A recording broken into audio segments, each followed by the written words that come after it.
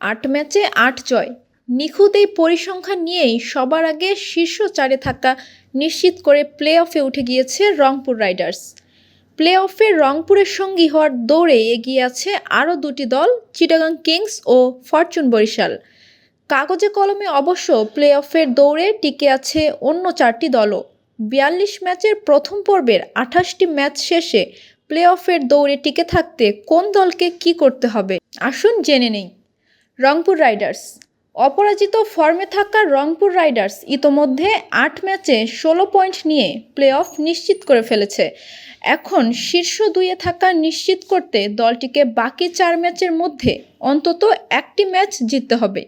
রংপুরের প্রতিপক্ষ হিসেবে রয়েছে রাজশাহী, চিটাগাং এবং খুলনা। চিটাগাং কিংস। ৮ ম্যাচে ১০ পয়েন্ট নিয়ে চিটাগাং কিংস প্লে অফের পথে ভালো অবস্থানে আছে। নিজেদের শেষ ৪ ম্যাচের মধ্যে ২টি জিতলেই দলটি সহজেই প্লে অফ নিশ্চিত করতে পারবে।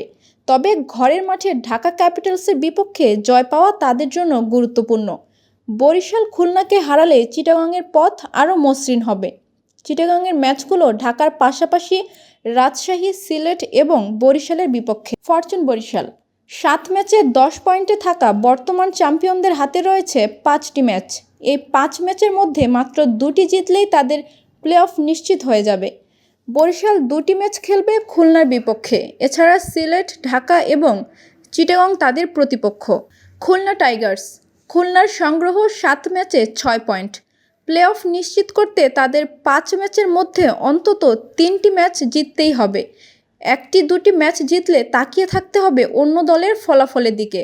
খুলনার শেষ ম্যাচগুলো হবে বরিশাল, সিলেট, রংপুর এবং ঢাকার বিপক্ষে। দুর্বার রাজশাহী। ৯ ম্যাচে ৬ পয়েন্ট নিয়ে রাজশাহী প্লে অফের দৌড়ে টিকে থাকলেও চ্যালেঞ্জ অনেক কঠিন। বাকি ৩ ম্যাচের মধ্যে ২টি জিততে না পারলে তাদের আশা কার্যত শেষ। রাজশাহীর ২ প্রতিপক্ষ রংপুর এবং সিলেট। ঢাকা ক্যাপিটালস। ৯ ম্যাচে মাত্র ৪ পয়েন্ট নিয়ে ঢাকার প্লে অফ আশা টিকিয়ে রাখা অনেক কঠিন হয়ে গেছে। বাকি ৩ ম্যাচের একটি হারলেই তাদের স্বপ্ন ভেঙে যেতে পারে। ঢাকার শেষ ৩টি ম্যাচ চিটাগাং, বরিশাল এবং খুলনার বিপক্ষে। সিলেট স্ট্রাইকার্স। ৮ ম্যাচে ৪ পয়েন্ট নিয়ে সিলেটও কঠিন সমীকরণের মুখোমুখি। পরবর্তী ম্যাচ খুলনাকে হারাতে না পারলে তাদের পরিস্থিতি ঢাকার মতোই হয়ে যাবে। শেষ ৪ ম্যাচের মধ্যে ২টি জিতলেও প্লে অফের আশা রাখতে তাদের অনেক অন্য ফলাফলের ওপর নির্ভর রাখতে হবে। সিলেটের ম্যাচগুলো খুলনা, বরিশাল, রাজশাহী এবং চিটাগাংয়ের বিপক্ষে। প্লে অফের লড়াই জমে উঠেছে। একাধিক দল এখনও টিকে আছে, তবে শেষ হাসি কে হাসবে তা নির্ভর করছে বাকি ম্যাচগুলোর ফলাফলের ওপর।